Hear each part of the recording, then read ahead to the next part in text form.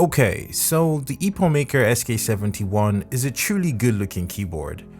A truly good looking keyboard that I tried to love, but I couldn't get myself to love it. It's a very peculiar one because it's a 65% form factor that actually gives you the numpad, HUD. Anyways, in this video, we're going to talk about everything that there is to know about this keyboard and pretty much all the compromises that they made that made this keyboard unusable for me. So first things first, this keyboard is actually HUD swappable, but it's an optical switch keyboard, so get on optical switches and you can pretty much swap it out for whatever you want. Jumping straight into the unboxing experience, it's pretty much reminiscent of every other EPOMaker keyboard. Honestly, you get a box that says Skylung, you open that up and you're basically going to get the keyboard itself wrapped in a nylon material.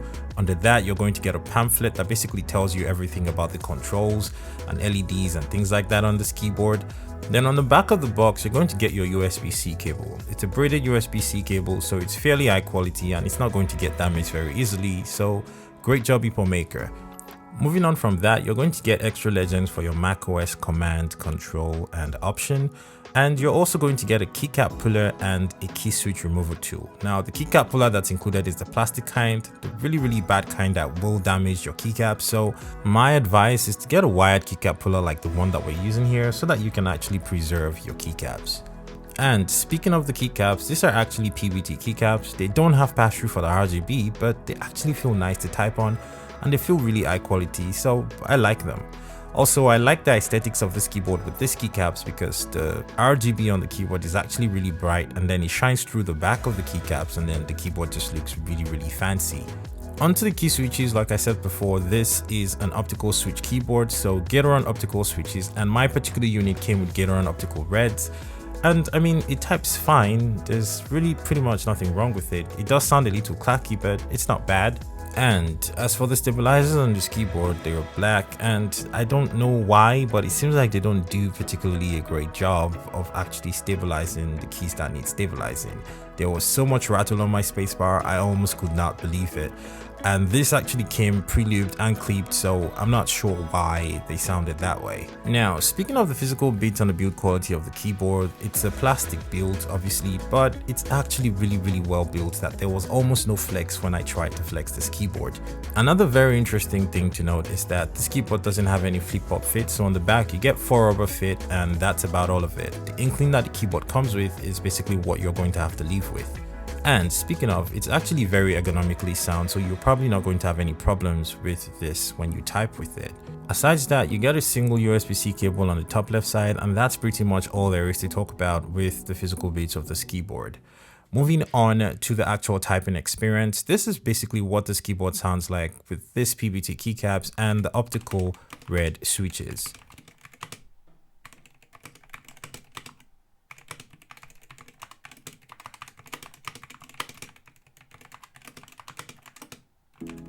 Now, at the beginning of this video, I talked about how the RGB lights on this are really bright and they look really good. It's probably one of the highest or biggest selling points for this keyboard.